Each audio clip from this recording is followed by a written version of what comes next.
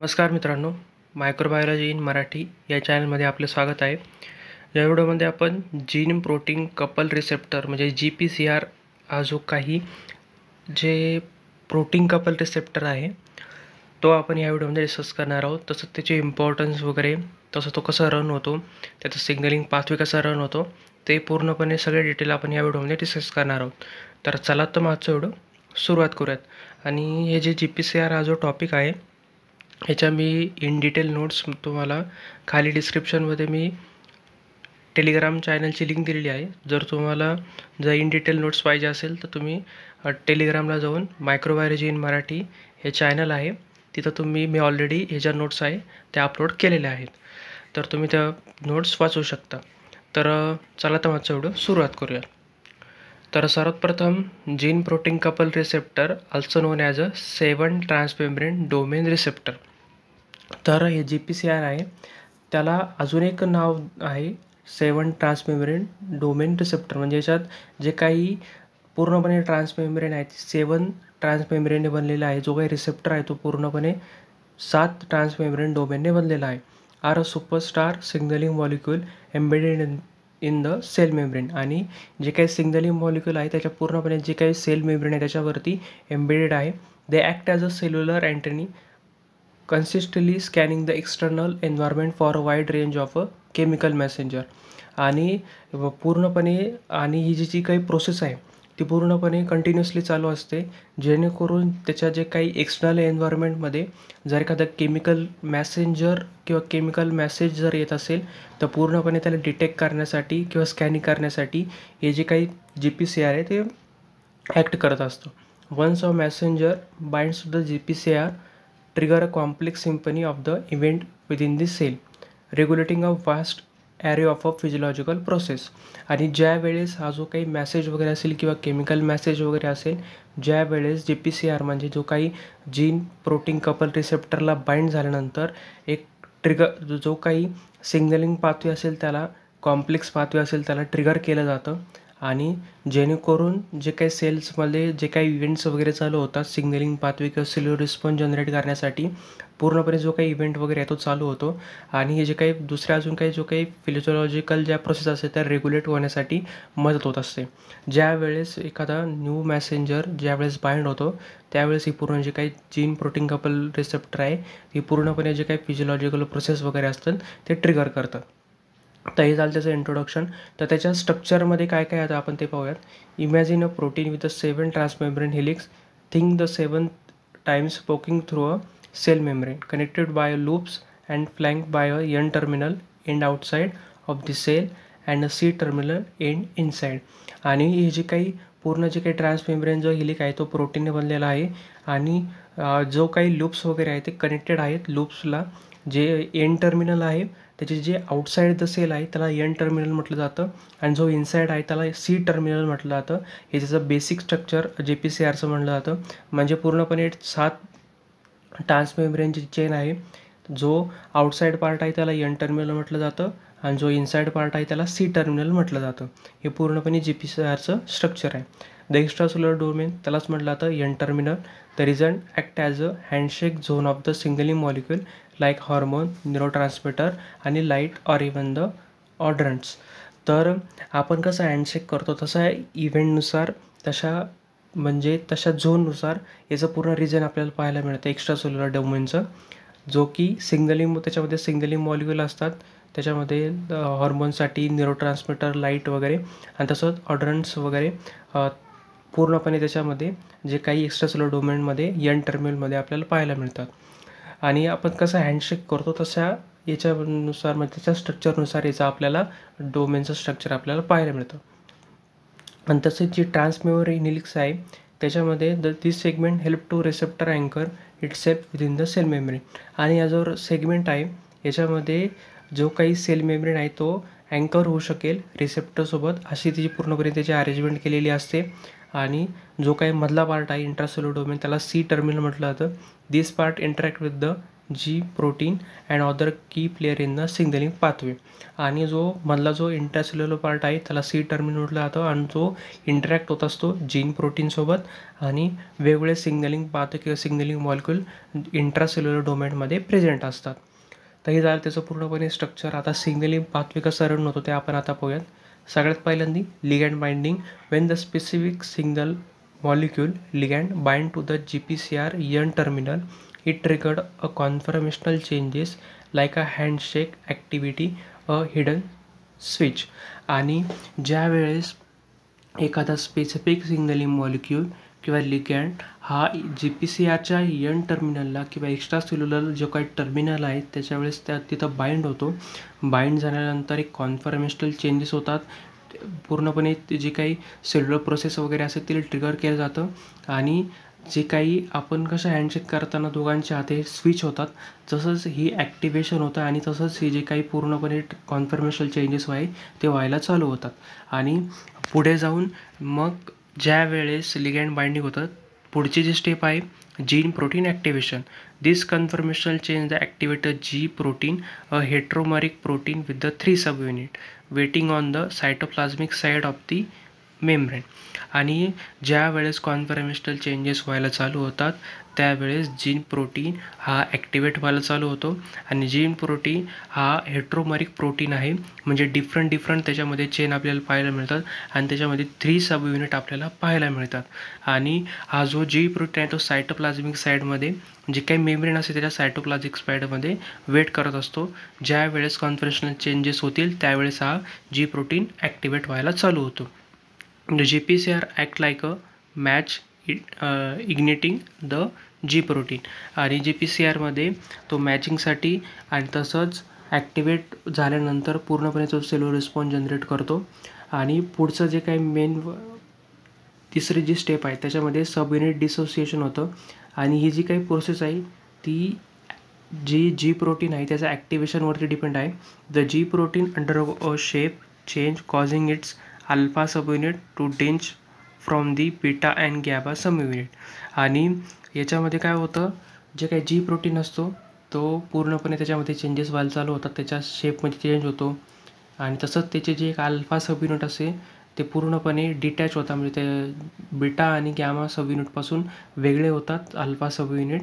आणि जे काही अल्फा सबयुनिट असतात ते पूर्णपणे कॅरी करतात आणि दुसरा जो काही GTP मॉलिक्यूल असेल जो काही एनर्जी सोर्स असतो सेल्युलर एनर्जी सोर्स आहे त्याच्याला बाइंड होतात आणि बिकम अ सिग्नल कॅरियर. आणि याच्यामुळे जो काही पूर्णपणे जीन प्रोटीनसोबत GTP बाइंड होतो म्हणजे अल्फा सबयुनिटसोबत GTP मॉलिक्यूल बाइंड होतो जो की सेल्युलर एनर्जी मॉलिक्यूल आहे आणि ॲज अ सिग्नल बॅरियर म्हणून ते काम करायला चालू करतात. हे 3 मेन स्टेप आपल्याला पाहायला मिळतात. Ligand binding, gene protein activation आणि सब युनिट डिसोसिएशन. हे झालं 3 मॉलिक्यूल. आणि दुसरी जी काही प्रोसेस आहे पुढं जाऊन काय होतं सेकंड मॅसेंजर प्रोडक्शन होतं. ज्या वेळेस activated G protein alpha subunit interact with the various enzyme or ion channel inside the cell. आपण मागच पाहिलं डिसोसिएशन होते म्हणजे जो अल्फा सब युनिट आहे तो GTPला बाइंड होतो. GTPला बाइंड झाल्यानंतर तो पूर्णपणे ॲज अ सिग्नल बॅरियर म्हणून काम करतो म्हणजे तो तिथे ॲक्टिवेट होतो आहे. आणि ज्या वेळेस तो ॲक्टिवेट होतो पुढचा जो मॅसेंजर आहे सेकंड मॅसेंजर प्रोडक्शनमध्ये तो जो काही gene protein alpha sub unit आहे तो इंटरॅक्ट होतो व्हेरियस एन्झाईममध्ये व्हेरियस एन्झाईमसोबत आणि जे काही सेलमधले जे काही आयन चॅनल असेल त्यासोबत तो इंटरॅक्ट होतो.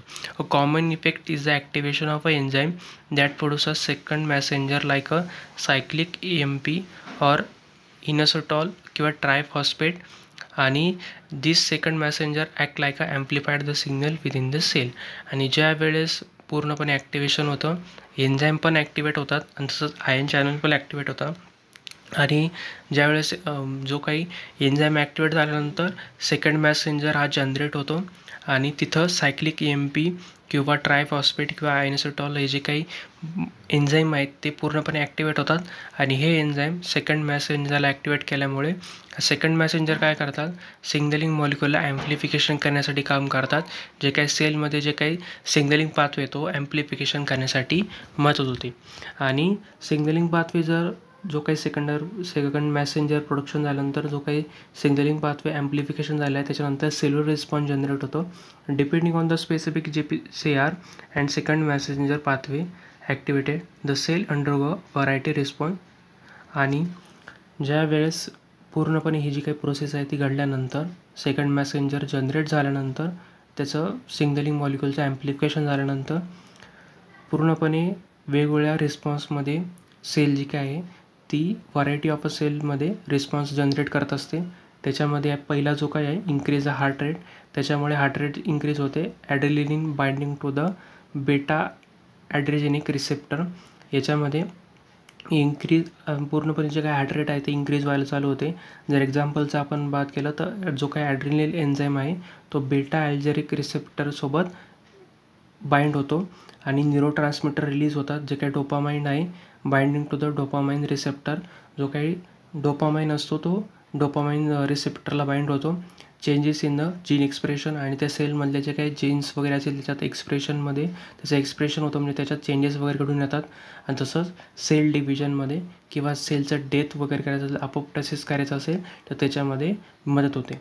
आणि ज्या वेळेस ही जी काही प्रोसेस वगैरे असेल ती कशावर डिपेंड आहे, ज्या वेळेस जीन प्रोटीन अल्फा सबयुनिट हा इंटरॅक्ट करतो एन्झाईमसोबत. इंटरॅक्ट झाल्यानंतर त्याचा सेकंड मेसेंजर जनरेट होतो.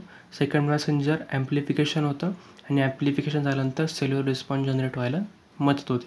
ही पूर्ण जी काय प्रोसेस आहे ती GPCR म्हणजे पूर्णपणे जीन प्रोटीन कपल रिसेप्टर कसं ॲक्ट होतो आणि कसं सेल्युलर रिस्पॉन्स हा जनरेट होत असतो. तर आता इम्पॉर्टन्स काय आहे GPCRचे आता आपण ते पाहूयात. GPCR are the most abundant and diverse class of a cell surface receptor with the hundred of a different types of found in the humans alone. They respond a vast array of stimuli, making them the crucial for a nearly every physiological process.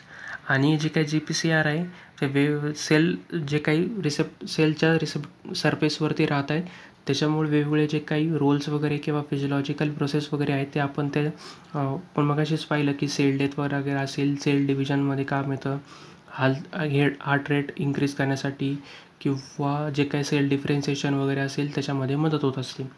तर वेगवेगळे जे काही vision वगैरे असतील आणि पूर्णपणे जे काही वेगवेगळ्या फिजिओलॉजिकल प्रोसेस वगैरे आहेत अजून दुसऱ्या, म्हणजे विजन वगैरे असेल, टेस्ट आणि स्मेलमध्ये असेल किंवा न्यूरोट्रान्समिशन असेल किंवा न्यूरोट्रान्समीटरला म्हणजे काही ट्रिगर करायचं असेल, हॉर्मोन सिग्नलिंग करायचं असेल, तसंच इम्युनो फंक्शन जनरेट करायचं असेल, एखाद्या पॅथोजनच्या अगेन्स्ट इम्युनो रिस्पॉन्स जनरेट करायचा असेल त्याच्यामध्ये GPCRचा मदत होत असते. तर हे झालं पूर्णपणे GPCRचं. आणि GPCRचा थेरपॅटिक एजंट म्हणून कसं वापर केला जातो ते आपण आता पाहूयात. Due to their widespread involvement in the signalling cellular signalling the GPCR are a prime target for the drug development. आणि वेगवेगळ्या जे काही ड्रग डेव्हलपमेंट वगैरे असेल किंवा वॅक्सिन डेव्हलपमेंटमध्ये GPCRचा खूप मोठा वाटा आहे. Many medication like a beta blocker for a heart disease or antihistamine for allergy work by targeting the specific GPCR. आणि वेगवेगळे जे काही मेडिसिन वगैरे आहे त्याच्यामध्ये जर जे काही बेटा ब्लॉकर असतात हार्ट डिसीजमध्ये, तसंच अँटीहिस्टामिक जे काही आहे ते ॲलर्जीसाठी वापरलं जातं. तर हे जे काही अँटीहिस्टामिक किंवा बेटा ब्लॉकर आहे ते काय करतात, स्पेसिफिक जे काही GPCRला टार्गेट करतात, त्याच्यामुळे एक सिग्नलिंग पाथवे जनरेट होतो आणि जे काही हार्ट डिसीज वगैरे असतील किंवा ॲलर्जी वगैरे असतील तर त्याला पूर्णपणे डिस्ट्रॉय करण्यासाठी किंवा त्याच्या अगेन्स्ट इम्युनो रिस्पॉन्स जनरेट करण्यासाठी मदत होत असते. Understanding the GPCR is in detail paves the way for the development of a new drug to treat a wide range of a disease. तसंच जर आपण एक्झाम्पल पाहिलं हार्ट डिसीजच्या अगेन्स्ट जर आपल्याला एखादा इफिशियंट जर न्यू ड्रग आपल्याला वापरायचा असेल तर त्याच्यासाठी आपण स्पेसिफिक GPCRला टार्गेट करायचं. GPCR टार्गेट झाल्यानंतर तो ट्रिगर करेल सिग्नलिंग पाथवेला आणि सिग्नलिंग पाथवे काय करेल, सिग्नल जनरेट करेल, इम्युनो रिस्पॉन्स जनरेट होईल, सेल्युलर रिस्पॉन्स जनरेट होईल आणि तो जो काही डिसीज वगैरे असेल त्याच्या अगेन्स्ट एक फाईट सिस्टीम उभं राहण्यात मदत होते. आणि त्याला पूर्णपणे जो काही ड्रग असेल त्याचे काही डिसीज वगैरे क्यूर करण्यासाठी आपण वापरू शकतो. The GPCR are the cellular messenger receiving the signal from the outside world and translate them into the symphony of the response within the cell. The GPCRचं मेन फंक्शन आपण पाहिलं की सेल्युलर मेसेंजर किंवा second messenger generate करतोय. पूर्णपणे आपण जर पाहिलं, जर जे काही आउटसाईड जो काही सिग्नल असेल तो पूर्णपणे तो बाइंड करतो आहे, त्याच्यानंतर त्याला ट्रान्सलेट करतो आहे आणि जी काही सेल वगैरे असेल मग ती सेलमध्ये वेगवेगळे रिस्पॉन्स जनरेट करण्यासाठी वापरला जातो आहे. This versatility and the importance make them a fascinating area of ongoing research in the medicine and biology.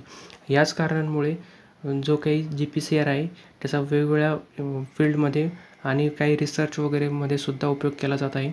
तसं मेडिसिनमध्ये, बायोलॉजीमध्ये, वेगवेगळ्या जीन एक्सप्रेशनमध्ये, जीन क्लोनिंगमध्ये, जीन सिक्वेन्सिंगमध्ये GPCRचा वापर केला जातो. तसंच मेडिसिनमध्ये वेगवेगळे ड्रग इन्व्हेंट करण्यासाठी सुद्धा किंवा मेडिकेशन तयार करण्यासाठी सुद्धा GPCRचा वापर हा केला जातो. तर हे झालं त्याचे थेरपेटिक एजंट, म्हणजे ॲज अ थेरपेटिक एजंट म्हणून सुद्धा GPCRचा वापर हा केला जाऊ शकतो. तर या व्हिडिओमध्ये आपण GPCRचं पूर्णपणे इन डिटेल स्टडी केला, त्याचं स्ट्रक्चर डिटेलमध्ये स्टडी केलं. तसंच त्याचा पाथवे कसा रन होतो, तो सेल्युलर रिस्पॉन्स कसा जनरेट करतो, तसं त्याचे फंक्शन वगैरे आणि त्याचं थेरपेटिक एजंट म्हणून कसा वापरला जाऊ शकतो ते आपण डिस्कस केलं. जर तुम्हाला माझा व्हिडिओ इन्फॉर्मेटिव्ह वाटला असेल नक्की या व्हिडिओला लाईक करा आणि चॅनल सबस्क्राईब करायला विसरू नका. तसंच ही जी काही GPCRचे जे काही नोट्स आहे ते खाली डिस्क्रिप्शनमध्ये दिलेले आहे, तर तुम्ही ते पाहू शकता. चला भेटूया पुढच्या व्हिडिओमध्ये.